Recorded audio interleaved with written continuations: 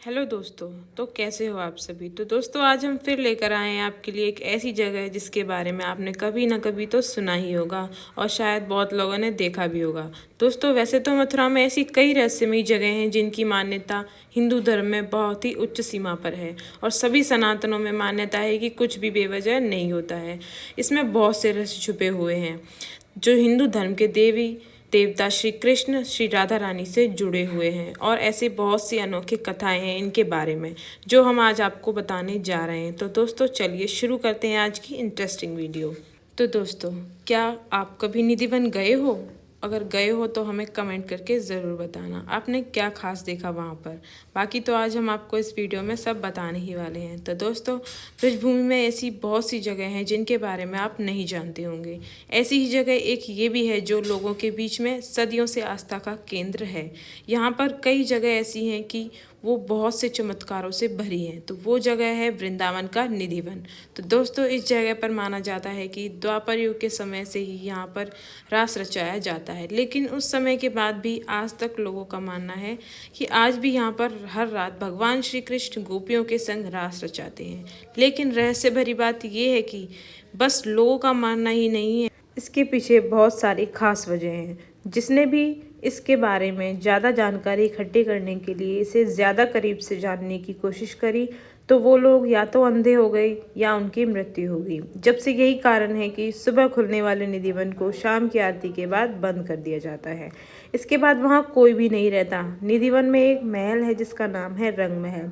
इस महल के अंदर श्री कृष्ण और गोपियों के लिए रात को भोग रखा जाता है जो सुबह नहीं मिलता। और कई बार कान्हा जी इस जगह पर अपनी आने की निशानियां भी छोड़ के गए हैं।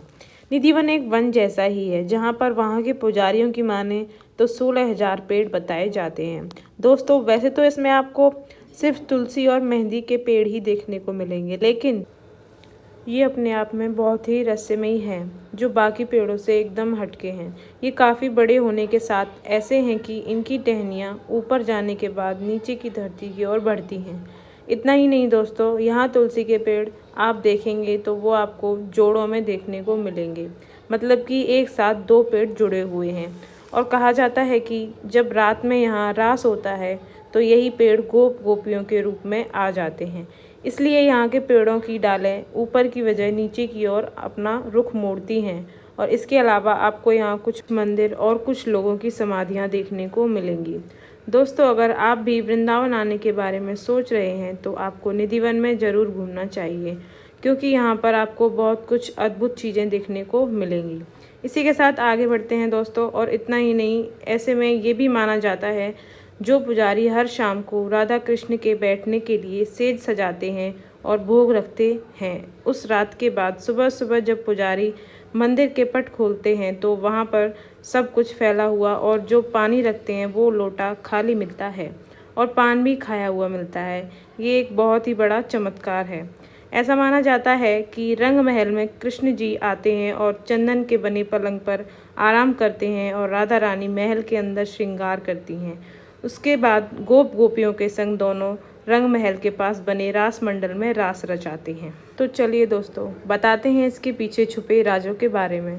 कहा जाता है कि यहाँ पर करीब 15 साल पहले एक संत राम नाम का एक राधा कृष्ण का भक्त आया था जो जयपुर का था। उसने निधिवन के बारे में बहुत सुना था। जब ही वो दर्शन के लिए जयपुर से वृंदावन आया और वो हरि भक्ति में इतना लीन हो गया कि उसने ठान लिया कि आज रात को तो वो कृष्ण जी के दर्शन करके ही जाएगा। फिर क्या था, उसने रात में कृष्ण भगवान की रासलीला देखने की ठान ली और वो चुपके से छुपकर निधिवन में छिपकर बैठ गया और वहीं रुक गया। उसके बाद जो हुआ उसे सुनकर आप हैरान रह जाएंगे। दोस्तों सुबह जब वहाँ के पुजारी ने मंदिर के पट खोल के देखा तो वो व्यक्ति अपना मानसिक संतुलन खो चुका था और अजीब तरह से बात करने लगा था। इससे पहले वहाँ कुछ लोगों की मृत्यु हो जाने की बात बताई जाती है, इसलिए वहाँ पर रात को किसी को भी रुकने की इजाज़त नहीं है। निधिवन के मुख्य पुजारी गोसाई भीखचंद्र गोस्वामी के अनुसार ये बात साफ कही गई है कि शास्त्रों में इस बात का वर्णन है कि द्वापर युग में शरद पूर्णिमा की रात को भगवान श्री कृष्ण ने गोपियों के साथ रासलीला की थी। लेकिन निधिवन के बारे में ये मान्यता है कि रोज रात में श्री कृष्ण गोपियों के साथ रासलीला रचाते हैं और शरद पूर्णिमा के दिन मंदिर में जाना बिल्कुल वर्जित है। दिन में आप जा सकते हैं, लेकिन शाम होते ही वहाँ रुकने नहीं दिया जाता। ऐसा सिर्फ निधिवन में ही नहीं है, बल्कि थोड़ी दूर में एक सेवा कुंज जगह है, जहाँ पर बिल्कुल ऐसा ही किया जाता है, क्योंकि वहाँ पर भी श्री कृष्ण के रास रचाने की मान्यता है, जहाँ पर श्री राधा रानी का बहुत ही प्राचीन मंदिर बना हुआ है, जिसकी मान्यता है कि इस मंदिर को बंसी चोर राधा रानी मंदिर भी कहते हैं। पुरानी कथाओं के चलते कहा जाता है कि श्री कृष्ण हमेशा अपनी बंसी बजाने में खोए रहते थे, इसलिए राधा रानी ने उनकी बंसी चुरा ली थी। उसी कथा के अनुसार जभी से इस मंदिर को बंसी चोर मंदिर के नाम से सब जानते हैं। दोस्तों, इस निधिवन में इतना ही नहीं, बल्कि आपको एक विशाखा कुंड भी देखने को मिलेगा, जिसके बारे में कहा जाता है कि ये कुंड श्री कृष्ण ने ही बनवाया था।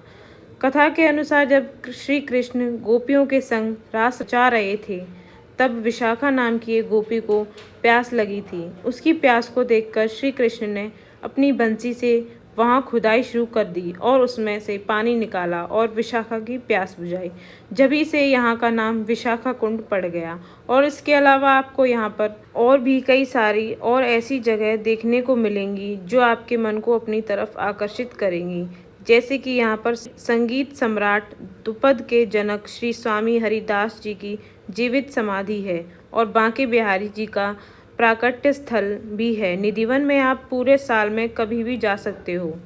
तो दोस्तों, कैसी लगी आपको हमारी वीडियो, कमेंट करके ज़रूर बताएं और हमारे चैनल को लाइक, शेयर और सब्सक्राइब करना बिल्कुल ना भूलें। Thanks for watching.